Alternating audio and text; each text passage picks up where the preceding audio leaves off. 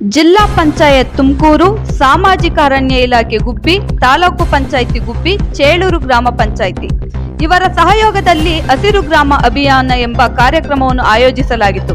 ಈ ಕಾರ್ಯಕ್ರಮವನ್ನು ಸಸಿ ನೆಡುವ ಮೂಲಕ ಗ್ರಾಮ ಪಂಚಾಯಿತಿ ಅಧ್ಯಕ್ಷೆ ಜಯಮ್ಮ ಉದ್ಘಾಟಿಸಿದರು.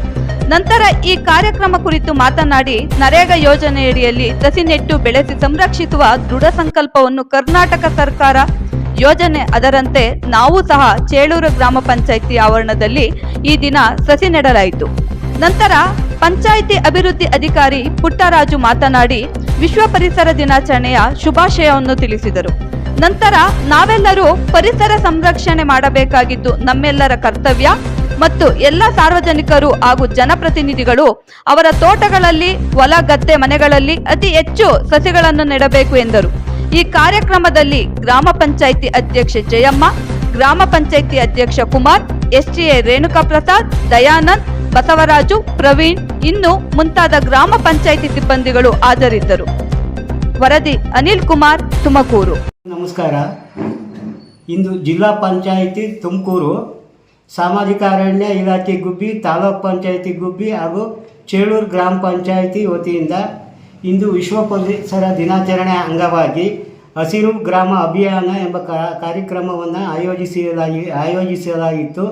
ಈ ಕಾರ್ಯಕ್ರಮದಡಿ ಸಸಿಗಳನ್ನು ಗ್ರಾಮ ಪಂಚಾಯಿತಿ ವತಿಯಿಂದ ಸಸಿಗಳನ್ನು ನೆಡಲಾಯಿತು.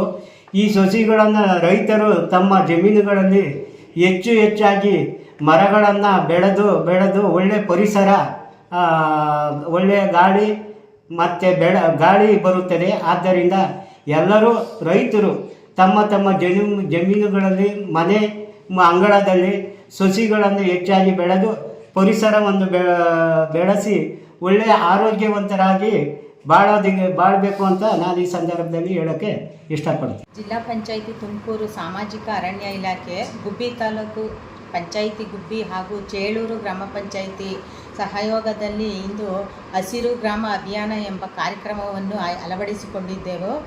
ಈ ಕಾರ್ಯಕ್ರಮವನ್ನು ಸಸಿ ನೆಡುವ ಮೂಲಕ ನಾವು ತಮ್ಮ ಅಧ್ಯಕ್ಷತೆಯಲ್ಲಿ ಉದ್ಘಾಟಿಸಿ ಅವರು ಮತ್ತು ಸಸಿಗಳನ್ನು ಮನೆ ಮುಂದೆ ಪ್ರತಿಯೊಬ್ಬರು ಪರಿಸರ ಕಾಪಾಡೋದಕ್ಕೆ ಮನೆ ಹತ್ರ ಸಸಿಗಳು ಹಾಕ್ಕೊಂಡು ತಣ್ಣನೆ ಗಾಳಿ ಬರಲಿ ಅಂತ, ಮತ್ತು ರೈತರುಗಳು ಇವಾಗ ಏನಂದರೆ ಅರಣ್ಯಗಳು ಗಿಡ ಮರಗಳನ್ನು ನಾಶ ಮಾಡುತ್ತಿದ್ದಾರೆ ಎಲ್ಲ ಕಡೆನೂ.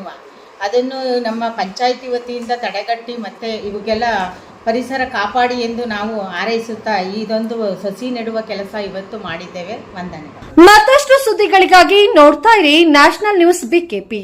ಸದಾ ಸುದ್ದಿಯೊಂದಿಗೆ ನಿಮ್ಮೊಂದಿಗೆ 24x7. ಇದು ಸತ್ಯದ ಧ್ವನಿ.